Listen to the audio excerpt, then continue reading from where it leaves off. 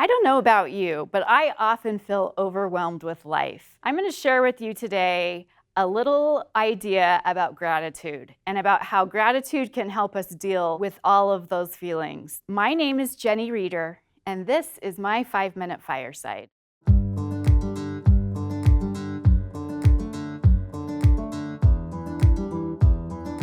I'm a church historian. I study 19th century Latter-day Saint women's history, and I love these women because they too felt overwhelmed and overcommitted in many ways. But I read their words to know that I am not alone. One of my favorites right now is Mary Fielding Smith. Mary was a very educated woman. She was very refined and very smart, and I like that about her. She left England in 1834 to join her older brother and younger sister who had already immigrated to Canada. And they soon met Parley P. Pratt and became baptized members of the Church of Jesus Christ of Latter-day Saints. And then the three of them went to Kirtland.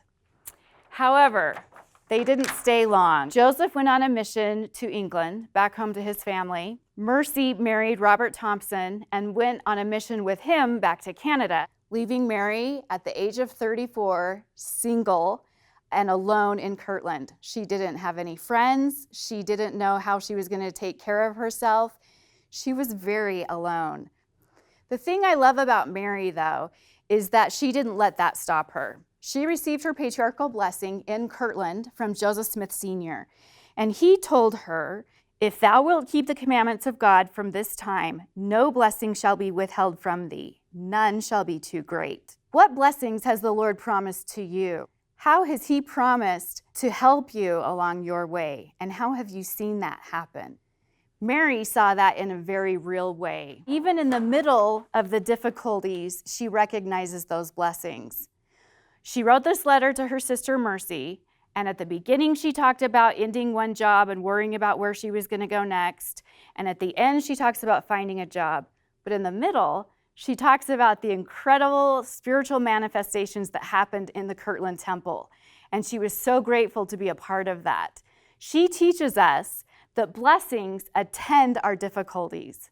I love that. To me, that means that our Heavenly Father knows we have difficult times, and He knows that we feel alone or that we are worried about the future, but that He will send us these blessings. So back to Mary Fielding Smith. In April 1839, Mary had married Hiram Smith. In March of 1839, Hiram was with Joseph in Liberty Jail, and it was a really tricky, tough time. Mary wrote to her brother Joseph about what was going on, and she said, "I have, to be sure, been called to drink deep of the bitter cup.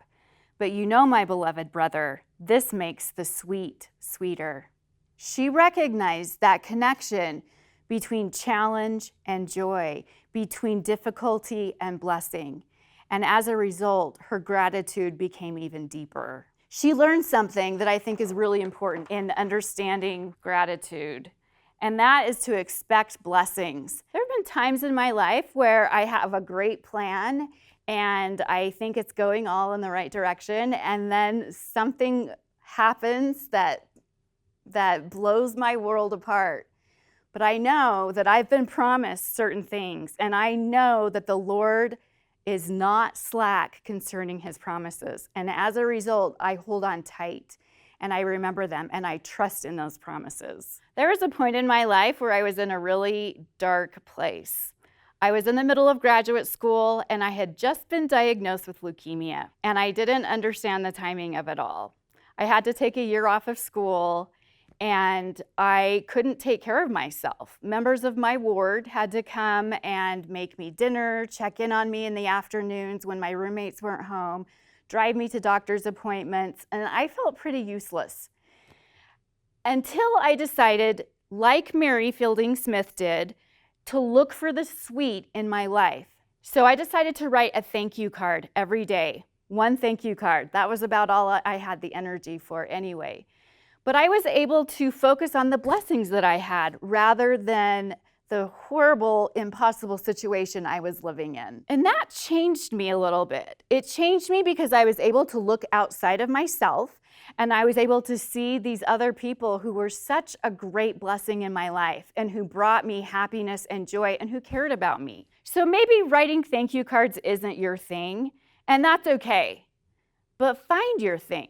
What is it that you can do to express gratitude? How can you tap into those blessings that are there, despite the opposition you feel? President Thomas S. Monson spoke about gratitude. To express gratitude is gracious and honorable. To enact gratitude is generous and noble. But to live with gratitude ever in our hearts is to touch heaven. I believe that Mary Fielding Smith did that. That in her difficult times, in her dark times, that being grateful for the blessings and the sweetness in her bitter cup, she was able to touch heaven. When I'm feeling overwhelmed and unappreciated, I need heaven's touch in my life. And I know that the one way to access that is to express gratitude, to find the things in that overwhelming, crazy life of mine that bring me joy, and to recognize that my Heavenly Father is aware of me and that He does love me. And I know that as you are grateful, as you recognize the hand of God in your life, that you too can touch heaven. Thanks for joining me. I'm Jenny Reeder, and this was my 5-Minute Fireside.